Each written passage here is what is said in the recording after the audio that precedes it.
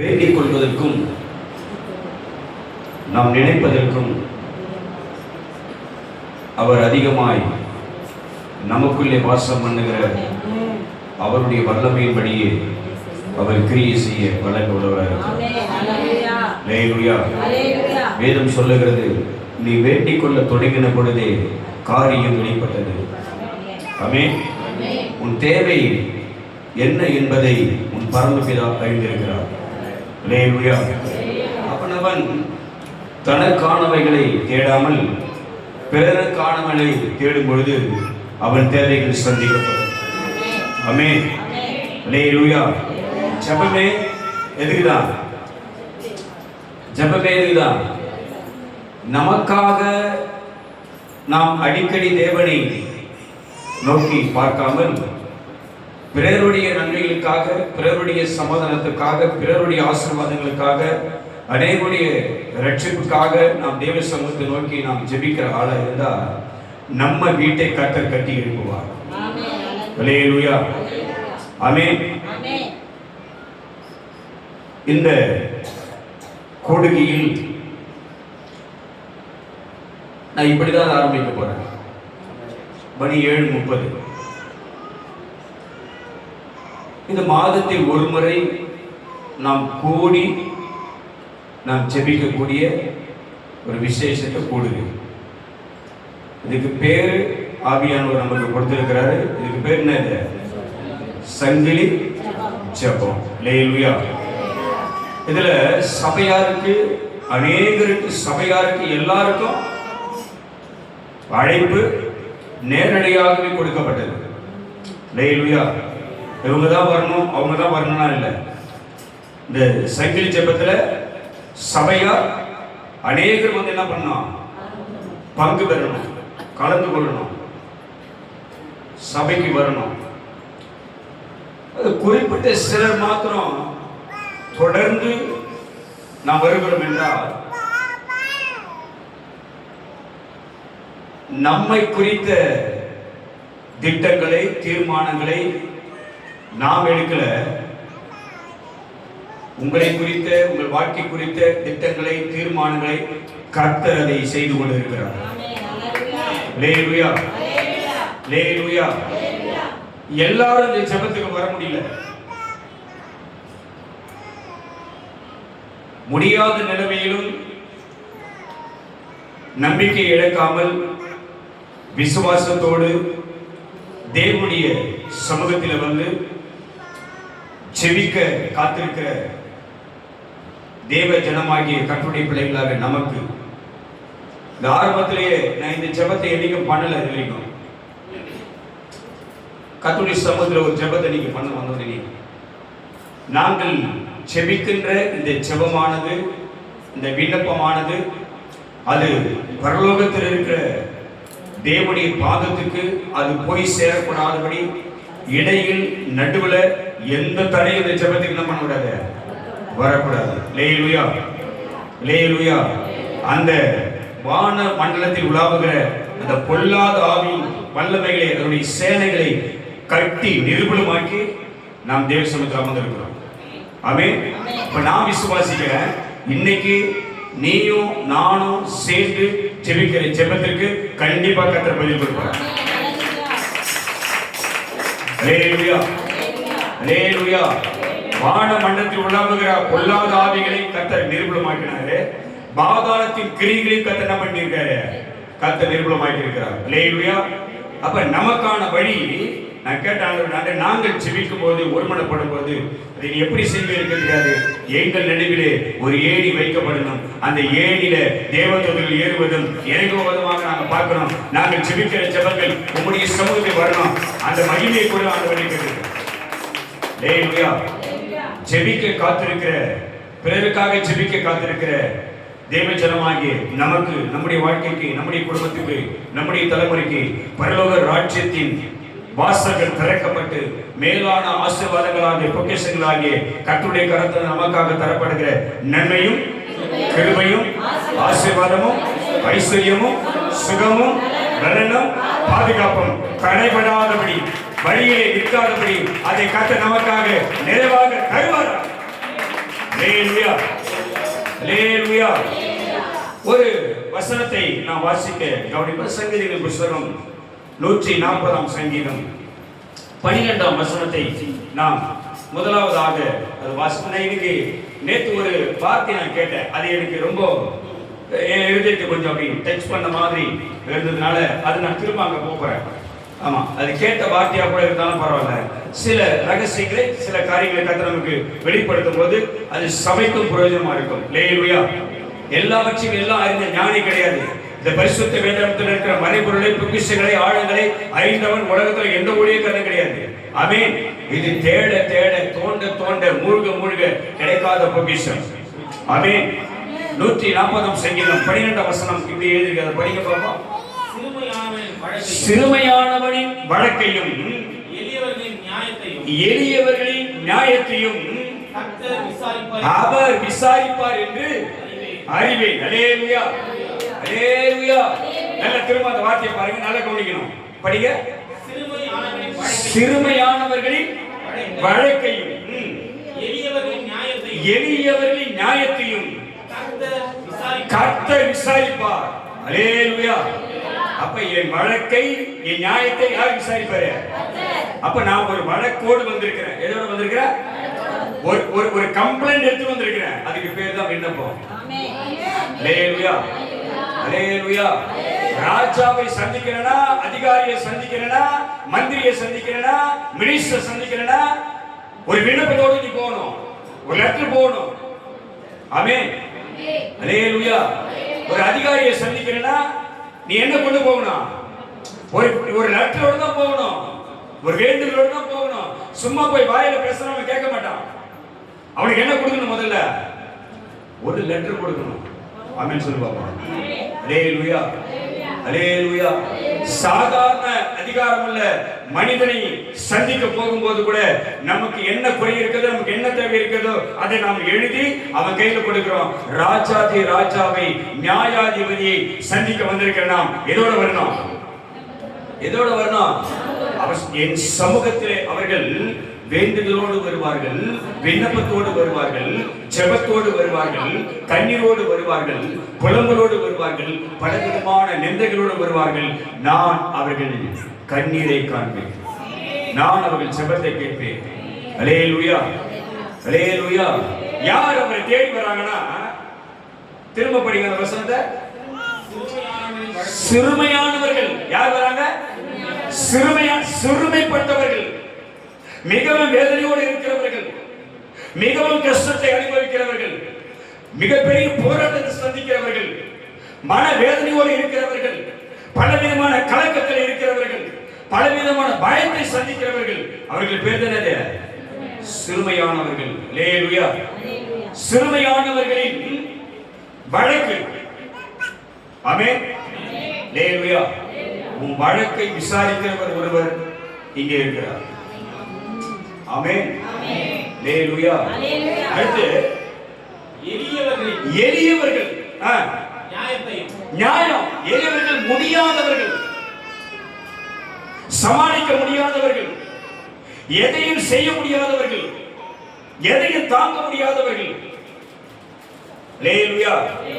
இப்படிப்பட்ட சூழ்நிலை உனக்கு இருக்குமானால், சில நெருக்கடிகளை சந்தித்திருப்பாயானால், சில சுமைகளை நீ சுமந்து கொண்டிருப்பாயானால், சில காரியங்கள் உன்னை வேதனைப்படுத்தி இருக்குமானால், சில சம்பவங்கள் உன்னை நெருக்கி இருக்குமானால், உனக்கு பாரத்தை உண்டு பண்ணிருக்குமானால், இன்றைக்கு அதை விசாரிக்க அவரை தேடி நீ வந்திருக்கிற, அவர் அதை விசாரிப்பார். அல்லேலூயா அல்லேலூயா. சங்கீதங்களின் புத்தகம். உனக்கு நம்பிக்கை வரணும், உனக்கு விசுவாசம் வரதுக்கு அந்த வார்த்தைக்கு நான் போறேன். நம்ம ஜெபிக்கிற ஒரு வார்த்தை. ஜெபத்தை கேட்கிறவரே. யார் அவரே? சொல்லு. ஜெபத்தை. யார் அவரே? யாரை தேடி வந்திருக்கிற? யாரை தேடி வழக்கையும் யாரை தேடி நியாயத்தை கொண்டு வந்திருக்கிற? உன் ஜெபத்தை கேட்கிறவரை. அல்லேலூயா. உன் நியாயத்தை விசாரிக்கிறவரை, உன் வழக்கை விசாரிக்கிறவரை, உன் பிரச்சனையை விசாரிக்கிறவரை. அல்லேலூயா. வேதம் சொல்லுகிறது, ஜெபத்தை கேட்கிறவரே, மாம்சமான யாவரும் உம்மிடத்தில் வருவார்கள். அல்லேலூயா அல்லேலூயா. நான் அந்த வார்த்தைக்கு போல நினைக்கிறேன். எடுத்து வாசிங்க. அந்த சங்கீதங்கள் புஸ்தகம் 63க்கு போவோம். ஒரு நல்ல வார்த்தை தான் அது. 63 1 2 எடுத்து வாசிங்க பார்ப்போம். தேவனே தேவனே நீர் என்னுடைய தேவன். இந்த நம்பிக்கை வருதா இல்லையா உங்களுக்கு? என்ன எல்லாம் கவனி. இந்த நம்பிக்கை வருதா இல்லையா? யார் அவரு? யார் அவரு? நீ தேடி வந்திருக்கிற யாரு? விண்ணப்பம் பண்ண வந்திருக்கிற யாரு? ஜெபம் பண்ண வந்திருக்கிற யாரு?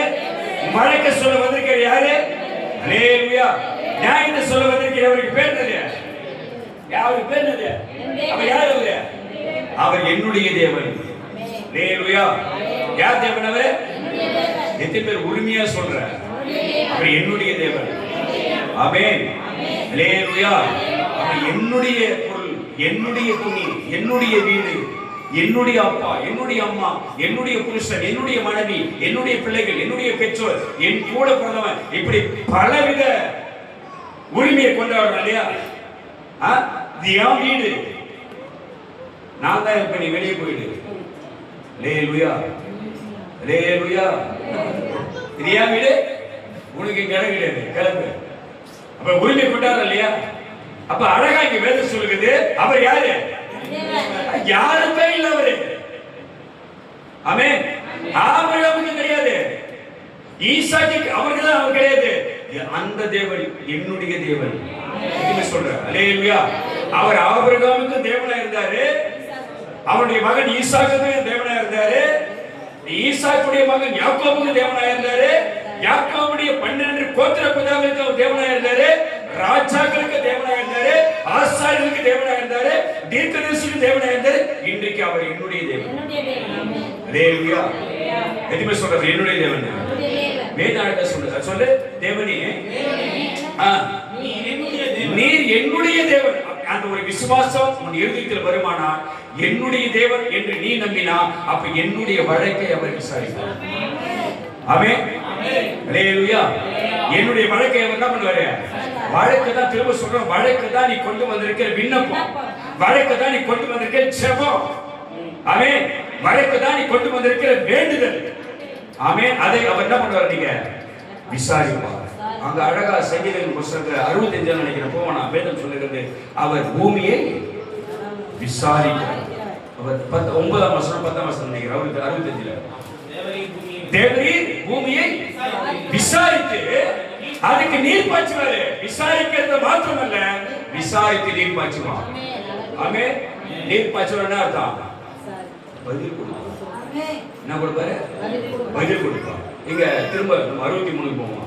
தேவனே நீர் என்னுடைய தேவன், அதிகாலமே அதிகாலமே உம்மை தேடுகிறேன். அப்படின்னா என்ன அர்த்தம்? அதிகாலமே உன்னை தேடுகிறேன் அர்த்தம். நான் தேடுகிறேன்னு சொல்லி கொடுத்திருக்கிறேன். குறித்த காலத்தில் அவரை தேடு. ஆமென்.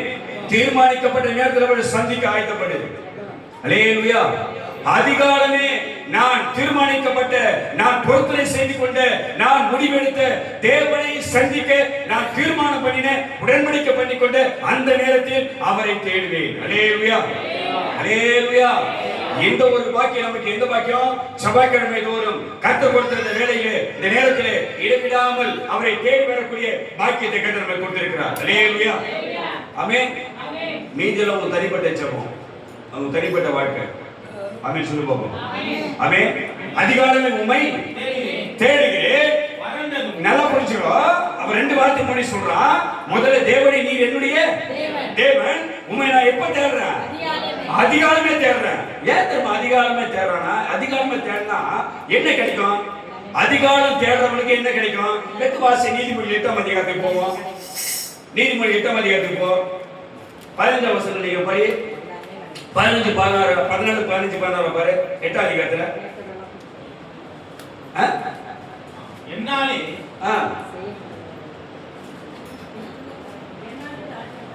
என்னை சிநேகிக்கிறவர்களே, என்னை என்ன வசனம்? 17. நல்ல புரிஞ்சு. என்னை இவன் எப்படி அதை சொல்லிருப்பானா? அதிகாலமே இவன் தேடி எப்படி சொல்லிருப்பானா? அவர் சொல்றார், என்னை சிநேகிக்கிறவர்களை நான் சிநேகிக்கிறேன். அல்லேலூயா. அல்லேலூயா. நல்லா கவனிக்கணும். இதுதான் முக்கியமான விஷயம். என்னை யார் சிநேகிக்கிறா? என்னது? அன்பு. ஆமென். உறவு, நேசம், பாசம், பரிவு, ஐக்கியம். ஆமென்.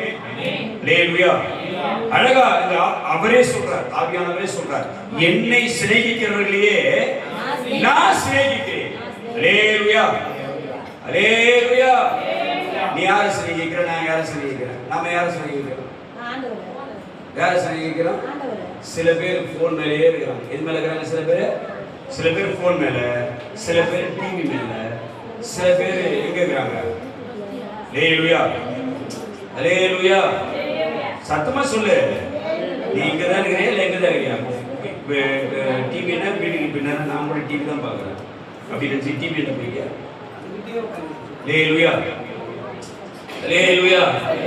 ஆண்டவர் சொல்றாரு, என்னை சிநேகிக்கிறவர்களையே நான் சிநேகிக்கிறேன். ஆமென்.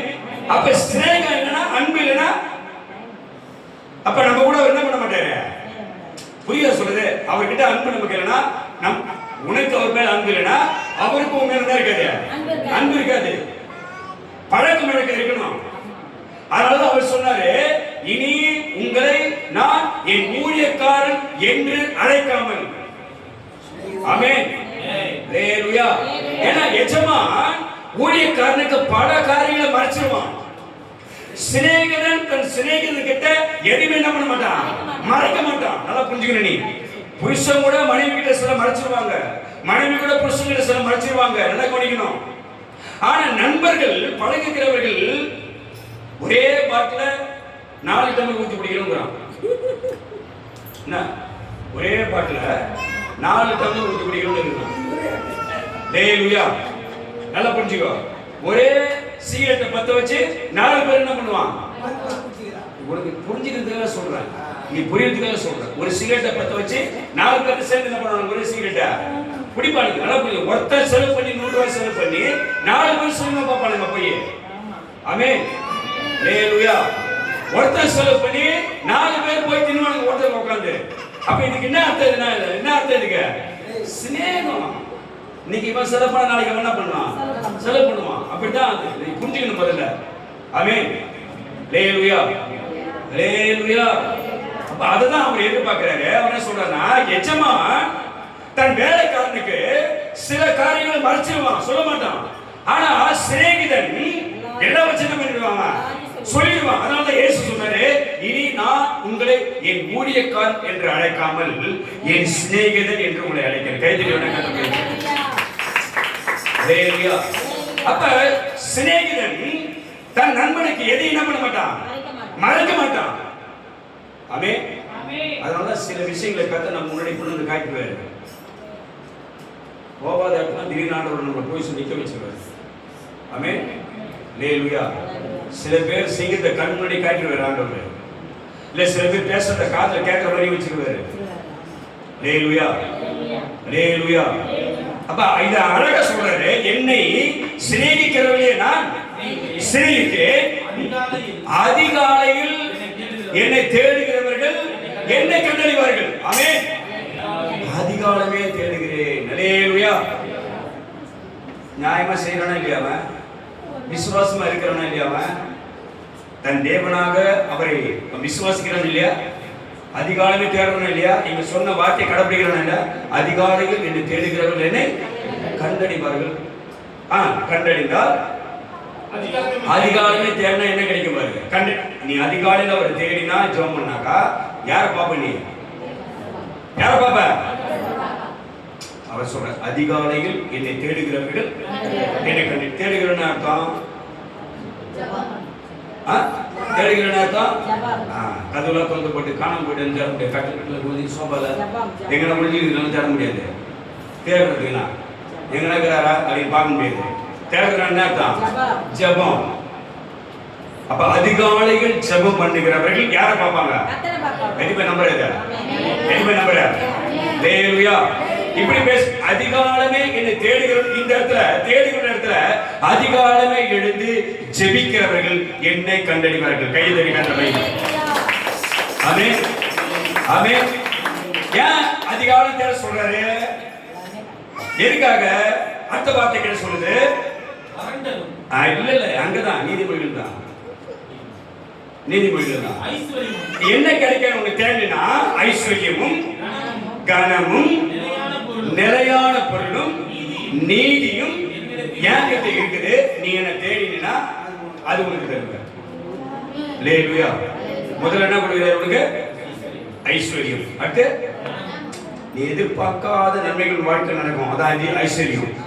ஐஸ்வர்யம் உங்களுக்கு வந்துடும். அடுத்து உன்னை உயர்த்திடுவாரு. எங்க என்ன பண்ணுவாரு? உன்னை என்ன பண்ணுவாரு? கர்த்தர் உயர்த்துவார். கவனிக்கிறீங்க இல்லையா?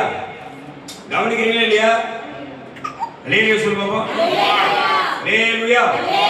அதிகாலையில தேடினா யார பாப்ப? நீ அவரை பாப்ப. நீ அவரை பார்த்தனா அவர் உன்னை பாப்பாரு. உன்னை சும்மா விட மாட்டாரு. உனக்கு என்னத்தை கொடுக்கிறாரு? அவரு ஐஸ்வர்யத்தை கொடுக்கிறாரு. அது என்ன பண்றாரு? உன்னை கனம் பண்றாருன்னு அர்த்தம். 40 கிலோ இருக்கிற நீ 80 கிலோ மாற மாட்ட. ஆமென் சொல்லு பாப்போம். அல்லேலூயா. 40 கிலோ இருக்கிற நீ எத்தனை கிலோ மாற மாட்ட?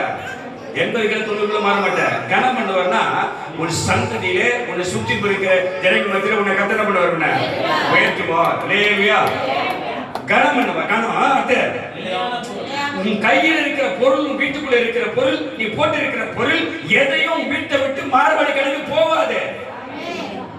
நிலையான பொருள்.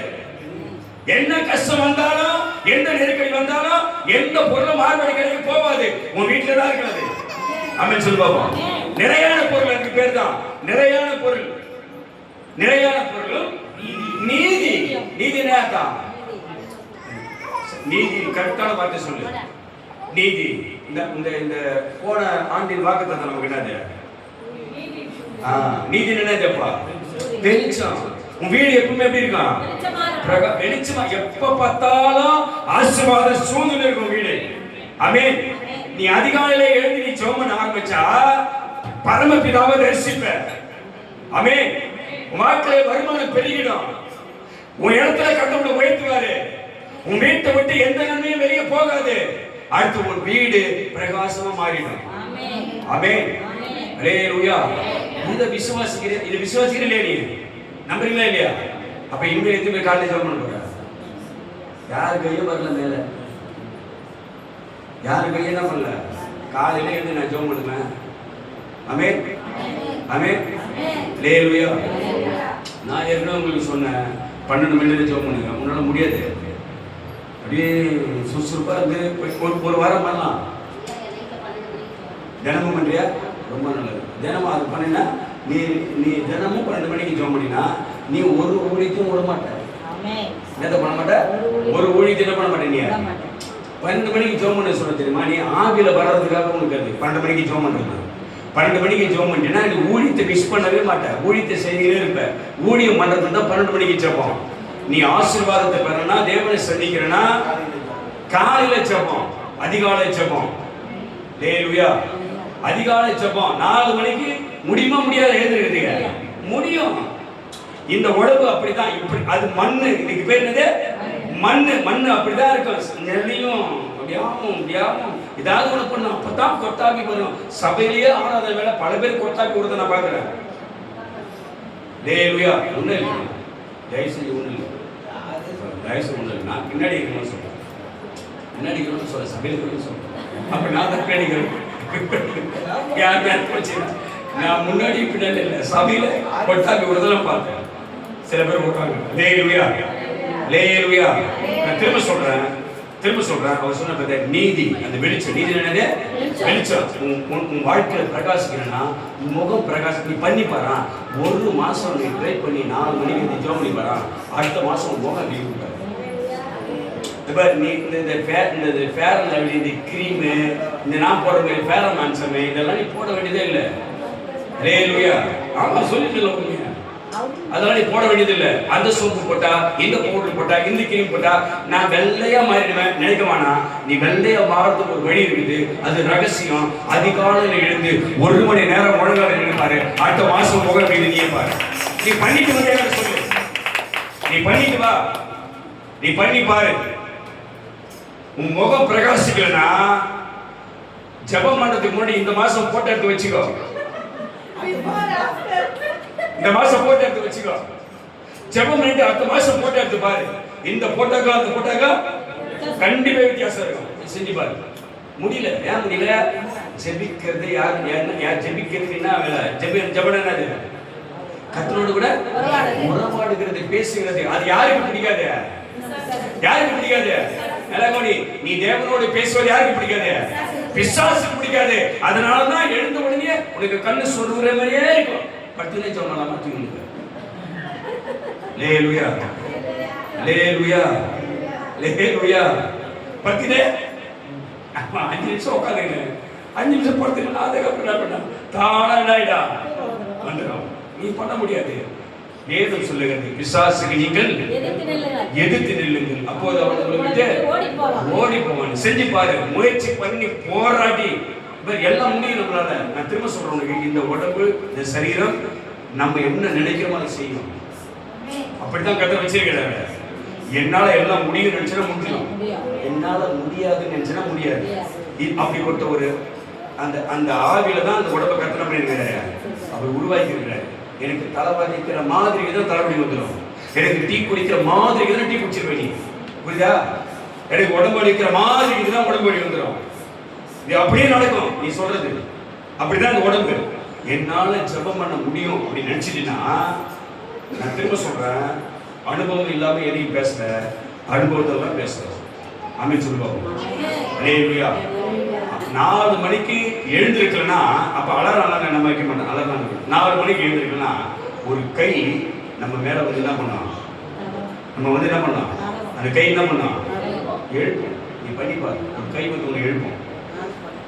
இந்த ஆண்டவர் நீ சிம்பிளா நினைச்சுக்காத. உங்ககிட்ட விளையாடுவார். அவர் என்ன பண்ணுவார்?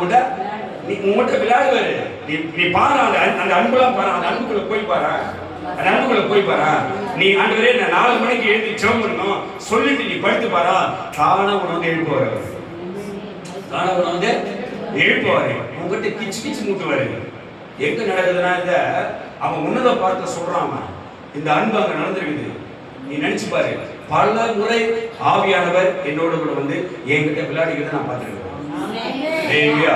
சும்மா பொய்யெல்லாம் சொல்ல உங்ககிட்ட உண்மையை சொல்றேன். உண்மையை சொல்றேன், பொய் சொல்ல வேண்டிய அவசியமே கிடையாது. ஆவியானவர் இருக்கிறாரு, நான் சொல்றது உண்மை அவருக்கு தெரியும். பல முறை வந்து என் முதுகிலே அவரை கிச்சு கிச்சு முட்டிக்கிறத, அவரை விளையாடுறத, என்னை தட்டி எழுப்பி நான் பார்த்திருக்கிறேன். அல்லேலூயா அல்லேலூயா. ஆனா ஒரே ஒரு முறை தான் அவர் என்னை ஆவிக்குள்ளாக்கி அப்படியே சரீரம் இருக்குது, கர்த்தர் என்னை ஆவிக்குள்ளாக மேல எழுப்பினார். ஆமென். ஆனா அந்த அனுபவத்தை இதுவரைக்கும் கர்த்தர் தரமாட்டார். ஒரே முறை தான் கர்த்தர் கொடுத்தார். அப்புறம் ஊழியர்களிடம் சொன்னாரு, இது உன் ஊழியத்துக்கு, நீ ஊழியத்திற்காக பயன்படக்கூடிய ஒரு வளர்ச்சியை கர்த்தர் கொண்டு வந்தாரு. அல்லேலூயா. பல பேருக்கு தரிசனம் கிடைக்காது. ஒரே முறை தான் கர்த்தர் காமிச்சாரு. இதுவரைக்கும் இத்தனை வருஷமா கேட்கிறேன், அந்த தரிசனத்தை இதுவரைக்கும் தரல அவரு. ஆமென். அப்படி பொருத்தனை பண்ணி கொண்டால், நீ விரும்பினால், விசுவாசித்தால், 4 மணிக்கு நான் எழுந்து ஜெபம் நினைச்சினா யாருக்கு எழுப்புவாரு. நீ எழுந்து ஜெபம் பண்ணி பாரு, உன் வாழ்க்கை எப்படி மாறுதுன்னு பாரு. ஆமென். அல்லேலூயா. அவன் அழகா சொல்றான், தேவனே நீ முடிக்க பாரு, என்னுடைய தேவன் அதிகாலமே உம்மை தேடுகிறேன். எப்படி தேடுறானா பாரா, என்ன நடக்குது பாரு, என்ன சொல்றான் பாரா. இந்த வார்த்தை எனக்கு ரொம்ப டச் ஆச்சு எனக்கு. அதாவது உங்களுக்கு திரும்ப சொல்றேன், நான் பெற்ற இன்பத்தை என்ன பண்ணுவீங்க, நான் பெற்ற விடுதலை என்ன பண்ணுவீங்க, நீ அடையணும். அந்த ரகசியத்தை, சத்தியத்தை நான் மறைச்சு வைக்க விரும்பல. அது வேறு சொல்ற சங்கீதம் 40:10 நினைக்கிறேன். அந்த வசனம் எடுத்து வாசி பார்ப்போம். சங்கீதம் 40:10 வாசி, படிச்சுட்டு வந்துருவோம். 40:10 வாசி. உம்முடைய நீதியையும் என் இருதயத்துக்குள் நான் மறைச்சு வைக்கல, உம்முடைய சத்தியத்தையும் உம்முடைய ரட்சிப்பையும் சொல்லியிருக்கிறேன். மகா சபைக்கு அறிவியாதபடி நான் ஒழிச்சு வைக்கல. அல்லேலூயா அல்லேலூயா. எல்லா ரகசியத்தையும் உங்களுக்கு சொல்றேன். ஆவியானவர் கொடுக்கிற எல்லா ரகசியத்தையும் கொடுக்கிறேன். எங்கெல்லாம் போன சத்தியத்தை வெளிப்படுத்துறாரோ எல்லாவற்றையும் உங்களுக்கு சொல்றேன். அதனால நீங்கள் ஆசீர்வதிக்கப்பட்டவர்கள், அதனால நீங்கள் தெரிந்து கொள்ளப்பட்டவர்கள், அதனால நீங்கள் கர்த்தருடைய நாமத்துக்கு மகிமையானவர்கள். ஆமென். அல்லேலூயா. அவன் எங்க சொல்றான் பாரா, அந்த வசனத்தை படியா. பரண்டதும் முதல்ல என்ன இது, முதல்ல என்ன வார்த்தை, நல்ல பின்னாடி என்ன வார்த்தை, நல்ல வாயில வரணும். என்ன வார்த்தை? எப்படி முதல்ல வறண்டது. என்னது? வறண்டு போச்சு. எது வறண்டு போச்சு?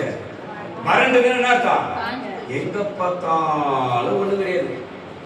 ஆமென். எங்க போனாலும் நிம்மதி இல்லை, எங்க போனாலும் சந்தோஷம் இல்லை, எங்க போனாலும் நிக்க முடியல, எதை செஞ்சாலும் நிக்க முடியல. என்ன என்ன இருக்குது அப்ப வாழ்க்கையில? வறட்சி. என்னது?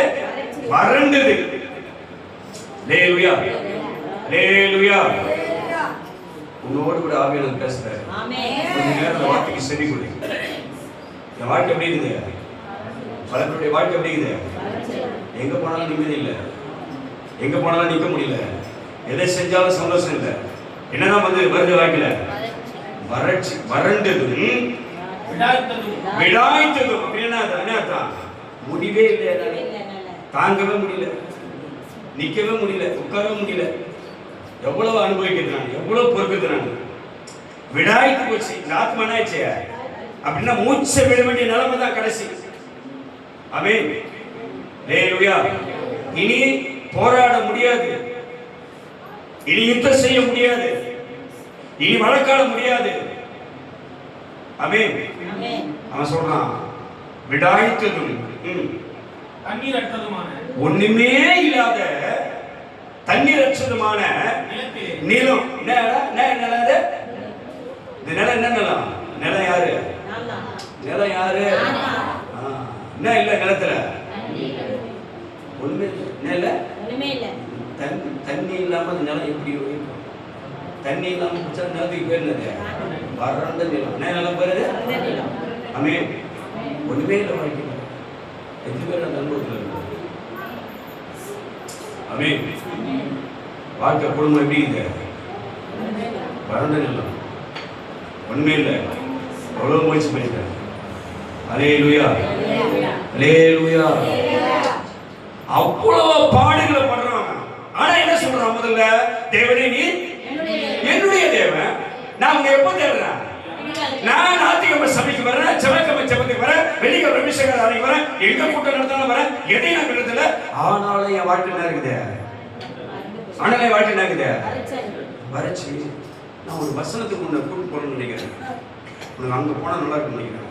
1 நாளாகமம் புஸ்தகத்தில் 1 நாளாகமம் புஸ்தகம் நினைக்கிறேன் வாசி 22 அதிகாரமா?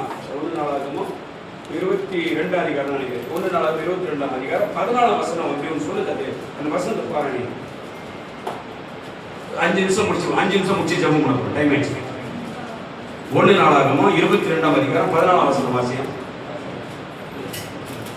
இல்லையா? 22 எதுல? எதுல? அப்படி என்ன அர்த்தம்? சிறுமையில என்ன அர்த்தம்? முடியாத நிலைமையில. நல்லா கவனிக்கணும். சிறுமையில என்னது? முடியாத சூழ்நிலை. இந்த வார்த்தையை அண்டர்லைன் பண்ணி வச்சுங்க. இந்த வார்த்தையை மார்க் பண்ணி இந்த 1 நாளாகமம் 22 அதிகாரம் 14 வசனத்தை மார்க் பண்ணி வச்சுக்கின்னு இதை நீ வாழ்க்கையில் நீ பிரயோகப்படுத்தினால், இதை பயன்படுத்தினால், இதை விசுவாசித்தால் வாழ்க்கையில் பல பல அற்புதங்களை செய்வார். என்ன வசனம் பாருங்க. என்ன சொல்றேன்? நான் என் சிறுமையிலே முடியாத நிலைமையில கஷ்டத்தின் மத்தியில எனக்கு இருக்கிற பலவிதமான நெருக்கடியில அழகாக சொல்றான். படி.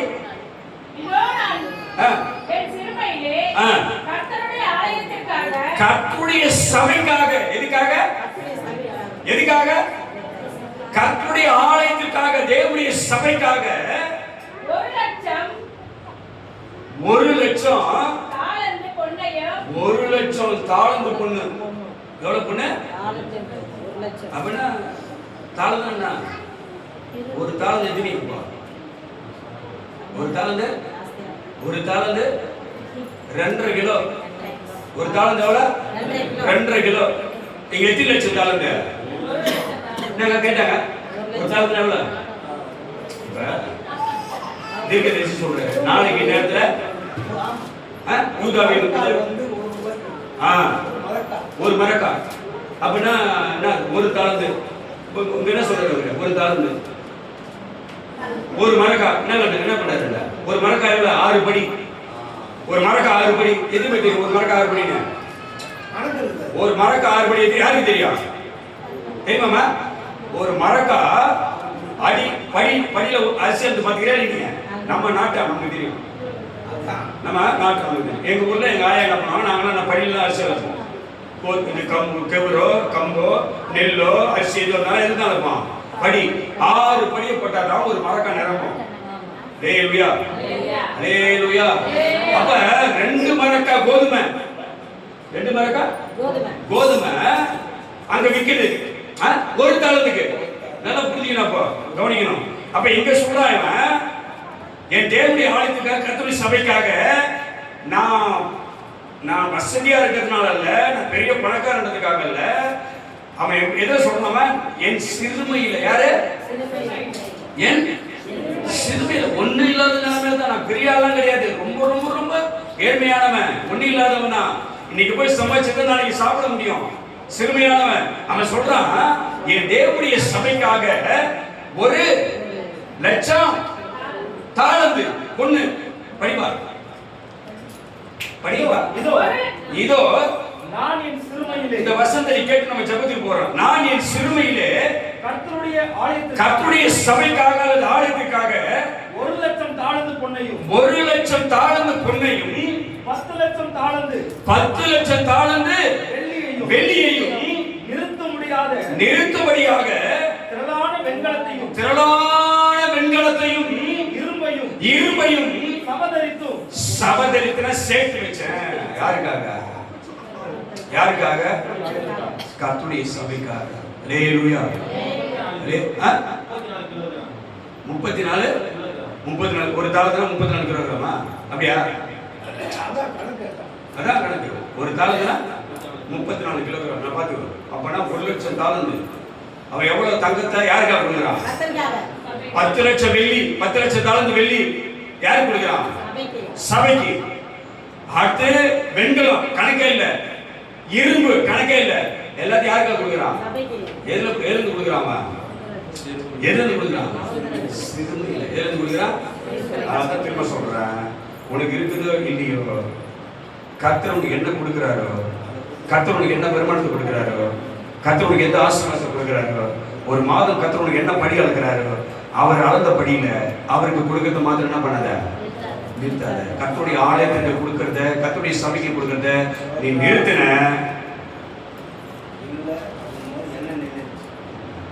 ஹல்லேலூயா ஹல்லேலூயா, இல்ல அப்படின்னு சொன்ன உடனே ஆசீர்வாதம் நின்றது.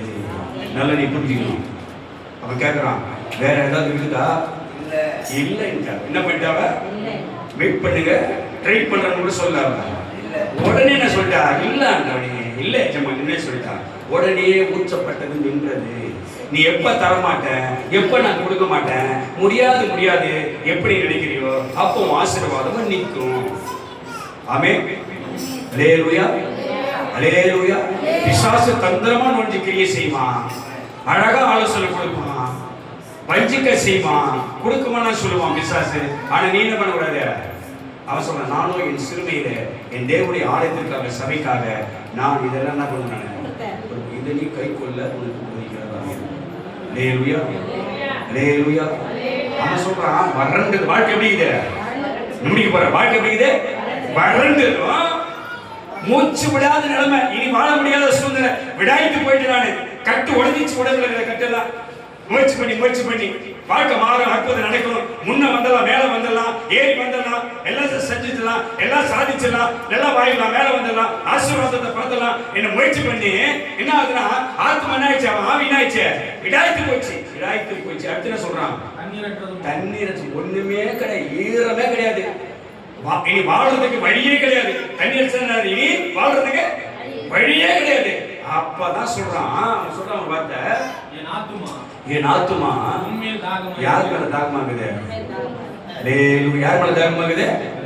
எனக்கு இருக்குதே இல்லையோ, நான் சுகமா இருக்கிறதா இல்லையோ, என் வாழ்க்கையில நல்ல இருக்கிறதே இல்லையோ, எனக்கு வருமானம் இருக்கிறதே இல்லையோ, நான் பிழைக்கிறதா பிழைக்கலையோ, நான் நிம்மதியா இருக்கிறதா நிம்மதியா இல்லையோ, நான் துக்கப்படுறதா துக்கப்படலையோ, என் வீட்டுல சண்டை இல்லையோ, வேதனையோ துன்பமோ, நான் வேற எப்படி எந்த நிலைமையில இருந்தாலும், பணாந்திரமா இருந்தாலும், பெருமூச்சு விட்டாலும் ஈரம் இல்லாமல் போனாலும் வாழ்க்கை குறித்து நான் கவலைப்படாமல் என் ஆத்மா யார் மேல தாக்குமா கைத்தறி கட்டுற யார் மேல தாக்குமா உனக்கு அற்புதம் செய்தால் இல்லையோ வாழ்க்கை மாறுதே இல்லையோ சூழ்நிலை மாறுதே இல்லையோ பிரச்சனை மாறுதே இல்லையோ உன் துன்பம் மாறுதே இல்லையோ உன் கடன் பாரம் மாறுதே இல்லையோ வியாதி மாறுதே இல்லையோ உனக்கு அற்புதம் நடக்கதே இல்லையோ யார் மேல தாகமா இருக்கிற யாரை நம்பி வந்திருக்கிற நீ தாகமா இருக்கிற கைத்தறி கட்டுமா இல்லை யாரு மேல யார் மேல அவன் சொல்றான் வறண்டதும் விடாட்டதும் கண்ணீரட்சணமான எந்த சூழ்நிலையா இருந்தாலும் சரி என் ஆத்மா யார் மேல தாகமா இருக்குது உன் மேல தாகமா இருக்குது ஹல்லேலூயா ஒரு நம்பிக்கையோடு வந்திருக்கிற எதுல வந்திருக்கிற ஒரு நம்பிக்கையோடு வந்திருக்கிற